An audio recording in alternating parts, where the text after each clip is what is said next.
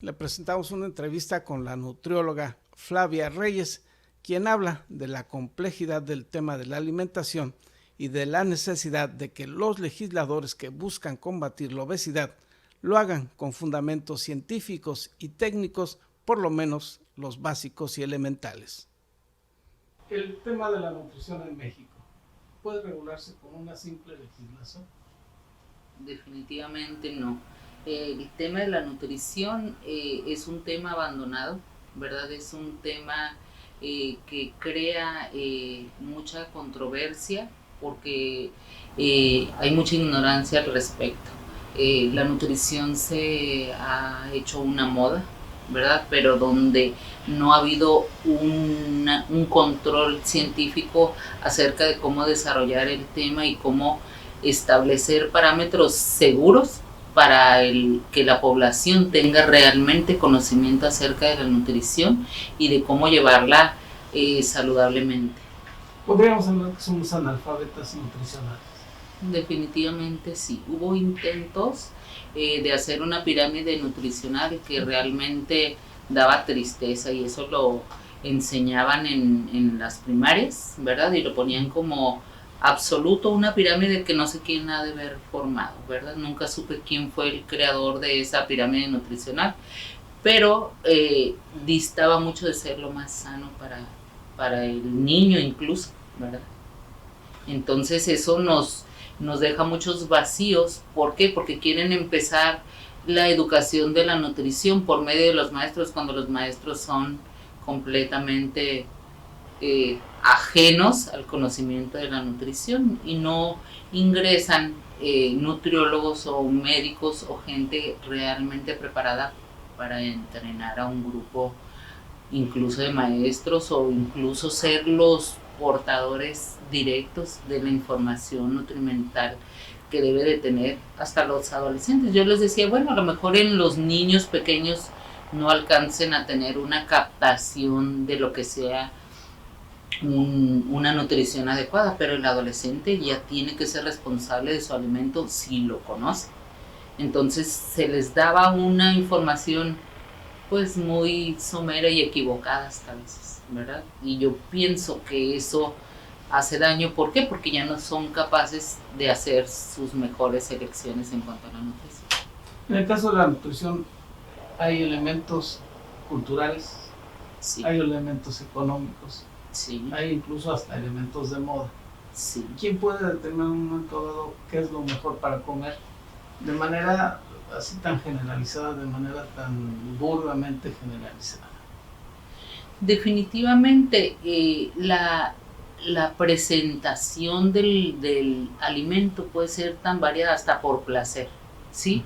Pero hay cosas placenteras y nutritivas, ¿verdad? Y hay cosas vacías, aparentemente nutritivas. Entonces, el fundamento para una alimentación es el conocimiento verdadero de las bases de la nutrición, conocer qué elementos son los necesarios para la alimentación y qué es las presentaciones diversas. Por ejemplo, unas almendras cubiertas de chocolate, puedes decir, ay, ese es un alimento súper calórico, pero tiene elementos y minerales tan perfectos que tú puedes tener un snack con 6 almendras con chocolate y te estás nutriendo, estás teniendo placer, tienes una buena presentación. Ahora, si no tienes dinero, cacahuates, ¿verdad? Entonces tú puedes comer cacahuates tan tranquilo. Un sope de frijoles con aguacate es algo perfecto, con nopales es algo perfecto, ¿verdad? Y si hablamos de los componentes nutricionales, pues tendríamos que enseñar en las escuelas qué son las proteínas, qué son los carbohidratos, qué son las grasas, cómo se presentan, de dónde vienen los alimentos nocivos. Prácticamente los alimentos nocivos tendrían que tener venenos. Si todo está en porciones y en equilibrio en tu día, tú no tienes alimentos nocivos, más si está porcionado. Tú debes de conocer por tus condiciones fisiológicas qué consumo tienes, ¿verdad? De frutas, porque a veces la gente dice, no, pues yo me voy a comer todas las frutas para saciarme, y eso es un veneno, ¿verdad? ¿Por qué? Porque no se puede comer todas las frutas, hasta las frutas tienen que ser porcionadas. ¿Y cómo? Pues las condiciones de salud, por ejemplo, al ingresar a una escuela, pesa tantos kilos, tiene tanta edad, le corresponde esto nutricionalmente.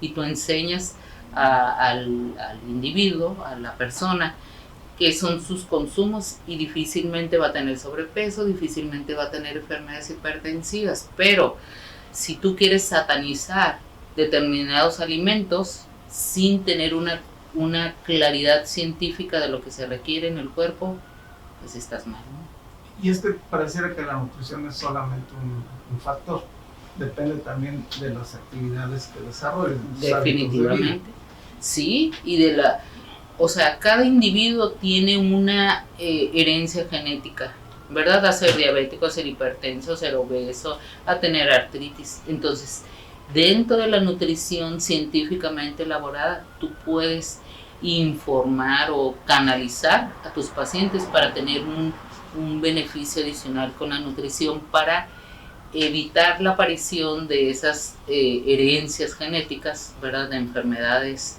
crónico-degenerativas, y dentro de tu nutrición tú puedes organizarlos para que no las padezcan o las padezcan tardíamente. Entonces ahí es donde entra lo científico de la nutrición, porque la nutrición no es como ahora se ve, ¿no? Lo fitness y lo orgánico y lo tal. No, eso es como adornos y modas. O sea, la nutrición existe desde toda la vida, ¿verdad? Porque como existe vida, existe nutrición. Y antes, ¿qué comían? ¿Verdad? Frijoles, puerco, quesos, chicharrones, lo que fuera, y no había problemas. Ahora hay problemas por comer fritos, pero es maíz, finalmente, ¿no? Y la sal se requiere si una persona, por ejemplo, un deportista, necesita tiene pérdidas insensibles de sodio por el sudor, orina, toma mucha agua, necesita reponer su sal. Y una manera cómoda, una bolsita de fritos, unas galletas saladas, o sea, no pasa nada. Pero todo es equilibrio nutricional, y eso tiene fundamentos científicos. Los requerimientos no es inventado. Los requerimientos de cada individuo, por su actividad física, por su genética, si está embarazada, si es deportista, si es científico, si la energía mental la gasta mucho, o sea, todo tiene que ver con qué alimentarse. Entonces no puedes generalizar que todos tienen que comer eso, que nadie debe de comer lo otro. Es un absurdo, ¿verdad? Finalmente, su opinión sobre estas iniciativas. Creo que no tienen fundamento realmente científico, están hechas, no sé en base a qué, están juzgando los alimentos muy, ¿cómo se dice eso? Muy a la ligera.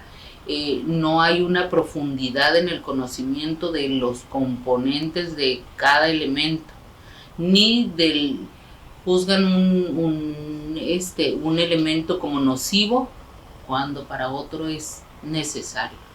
Entonces no se puede generalizar, tiene que tener fundamento científico el calificar, porque aparte yo los demandaría como industria, ¿verdad? Si califican un alimento como alto calórico, alto contenido de grasas, alto contenido de sodio, ¿en base a qué?